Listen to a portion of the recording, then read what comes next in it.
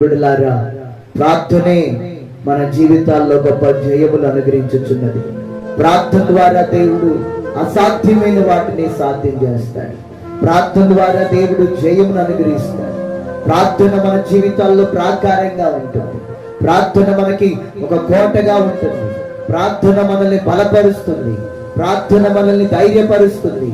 ప్రార్థన మనల్ని నిలబెడుతుంది. జీవితంలో ఎటువంటి పరిస్థితులు గుండా నువ్వు వెళ్తున్నా సరే, ఎటువంటి ప్రతికూలతలు నిన్ను వేధిస్తున్నా, ఎటువంటి సమస్యలున్నా సరే, కోర్టు సమస్యలైనా, కుటుంబ సమస్యలైనా, అనారోగ్య సమస్యలైనా, వ్యాధులైనా, అప్పులైనా, ఆర్థిక ఇబ్బందులైనా, కలవరములైనా, పోరాటములైనా, నీ జీవితంలో ఏ బాధతో, ఏ సమస్యతో నీవు కొట్టుమిట్లాడుతున్నావో, పోరాడుతున్నావో, ఈరోజు దేవుడు నీకు ఒక శుభవార్త తెలియజేస్తున్నాడు.